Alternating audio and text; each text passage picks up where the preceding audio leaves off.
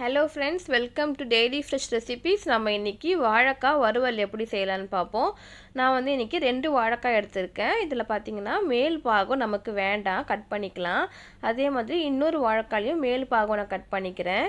அந்த வாழைக்காவை திருப்பிட்டு ஃப்ரண்ட் சைடில் இருக்கிற அதையும் கட் பண்ணிக்கோங்க. அதுக்கப்புறமா நடுவில் வந்து அந்த வாழைக்காய் வந்து கட் பண்ணிக்கணும். ஓகே, 2 ஆஃபாக வந்து கட் பண்ணிக்கணும். கட் பண்ணிவிட்டு ஒரு கத்தி எடுத்துகிட்டு மேலே வந்து ஒரு பாகம் இருக்குல்ல, அந்த இடத்துல வந்து கொஞ்சமாக சீவிட்டு அதை பிடிச்சி இழுத்தோம்னா தோலெல்லாம் வந்துடும். சரிங்களா? ஜஸ்ட்டு மேலே ஒரே ஒரு சின்னதாக கொஞ்சம் இழுத்துட்டு அப்படியே ஃபுல்லாக இழுத்தோன்னா வந்துடும். இந்த மாதிரி தோல் சீவிட்டு இந்த மாதிரி ரவுண்டாக கட் பண்ணிக்கலாம். ரொம்ப மெலீஸாக வேண்டாம், வாழைக்காய் உடஞ்சிரும், வெந்த உடனே சாஃப்டாகிடும். ஸோ நம்ம வந்து கொஞ்சம் தடிப்பாக இருக்க மாதிரி நம்ம வந்து கட் பண்ணிக்கலாம். சரிங்களா? எல்லா வாழைக்காவும் 2 வாழைக்காவையும் நான் வந்து இந்த மாதிரி ரவுண்டாக கட் பண்ணி வச்சுக்கிறேன். இந்த வாழைக்காய் வறுவல் பார்த்திங்கன்னா ரொம்ப அருமையாக இருக்கும்.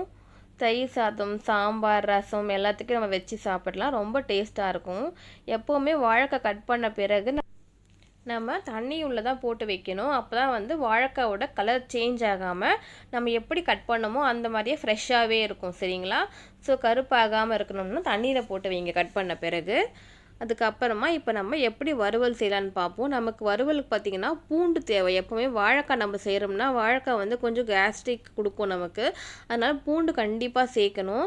நான் வந்து இன்றைக்கி ஒரு 4 பல்லு பூண்டு, பெருசாக இருக்குது, சின்னதாக இருந்தால் கொஞ்சம் அதிகமாகவே எடுத்துக்கோங்க. பூண்டு ரொம்ப நல்ல வாசனை கொடுக்கும்.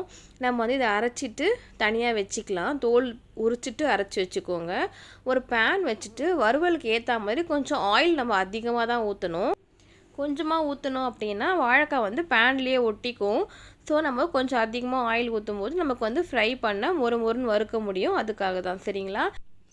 இப்போ நல்லா எண்ணெய் காஞ்சிடுச்சு. நம்ம வந்து கடுகு சேர்க்கலாம். முதல்ல கடுகு சேர்த்த பிறகு கடுகு வந்து நல்லா பொரிஞ்சு வரணும். நல்லா ஆயில் ஹீட் ஆன பிறகு கடுகு சேருங்க. சரியா? கடுகு சேர்த்துட்டு அது பொரியும் போதே நம்ம வந்து அரைச்சி வச்சுருக்கோம் இல்லைங்களா பூண்டு, அந்த பூண்டு விழுதை வந்து கொஞ்சம் சேர்த்துக்கலாம். சரிங்களா? பூண்டு வந்து சேர்க்கும் போது நமக்கு வந்து அந்த கேஸ்ட்ரிக் வாயுவெல்லாம் கலைக்கும். அதுக்காக தான். இப்போ நான் வந்து இதில் அரைச்சி வச்ச பூண்டு சேர்த்துட்டு நல்லா நம்ம வந்து வதக்கணும். நல்லா ப்ரௌன் கலரில் பூண்டு வந்து மாறணும். அது நம்ம வதக்கும் போதே நமக்கு வந்து வீடு ஃபுல்லாக மணக்கும். சரிங்களா? இப்போ வாஷ் பண்ணி வச்ச கருவேப்பிலையும் சேர்த்துக்கிறேன்.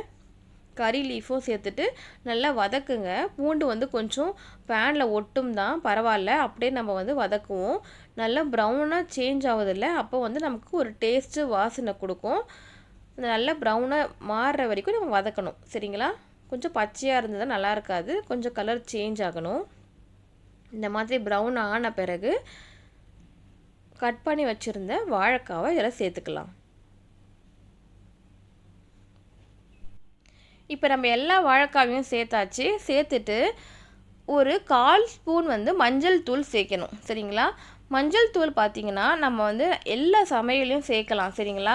நல்ல அது வந்து ஒரு கிருமி நாசினி அப்படிங்கிறதுனால நம்ம எல்லா சமையலையும் நான் வந்து சேர்த்துக்குவேன். அப்புறம் 2 ஸ்பூன் வந்து மிளகாய் தூள் சேர்க்குறேன்.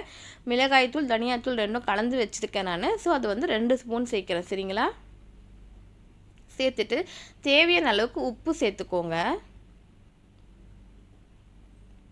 மிளகாய்த்தூள், மஞ்சள் தூள், உப்பு சேர்த்துக்கிறேன். கொஞ்சமாக தண்ணி ஊற்றணும். எப்போவுமே தண்ணி வந்து வாழைக்காய் முழுகிற அளவுக்கு சேர்க்கக்கூடாது. வாழைக்காய் வந்து டக்குன்னு வெந்துடும்.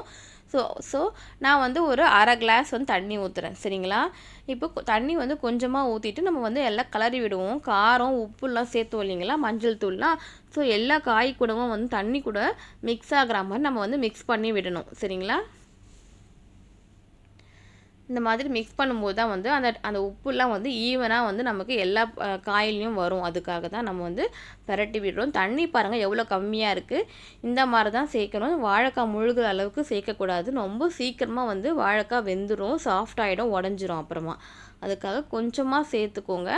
பத்தலைன்னா மிடில் ஓப்பன் பண்ணி நம்ம சேர்த்துக்கலாமே தவிர ஃபஸ்ட்டே வந்து தண்ணி நிறைய ஊற்றக்கூடாது. சரிங்களா? இப்போ நல்லா மிக்ஸ் பண்ணிவிட்டு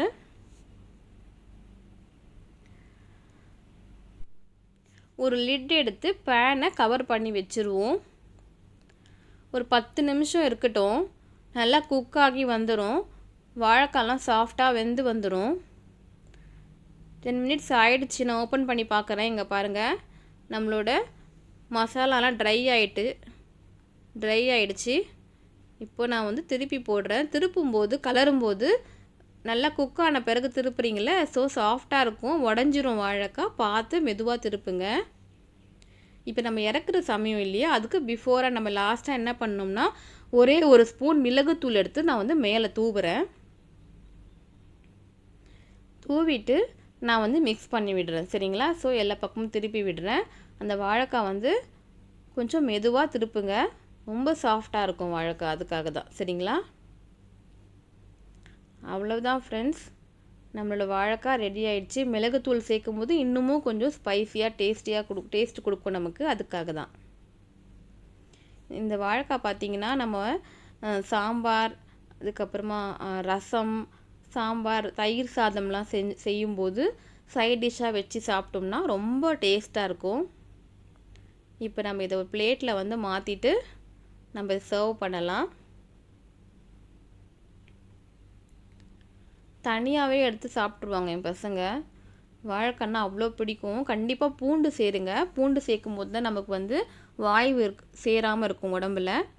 இங்கே பாருங்கள் ஃப்ரெண்ட்ஸ், நம்மளோட வாழைக்காய் எவ்வளோ கிறிஸ்பியாக சாஃப்டாக வெந்திருக்கு. கண்டிப்பாக செஞ்சு பாருங்கள். உங்களுக்கு பிடிச்சிருக்கு அப்படின்னா டெய்லி ஃப்ரெஷ் ரெசிபீஸ் சேனலில் கண்டிப்பாக சப்ஸ்கிரைப் பண்ணுங்கள் மை டியர் ஃப்ரெண்ட்ஸ். நிறைய பேர் சப்ஸ்கிரைப் பண்ணாமே பார்த்துட்ருக்கீங்க. தேங்க்ஸ் ஃபார் வாட்சிங்.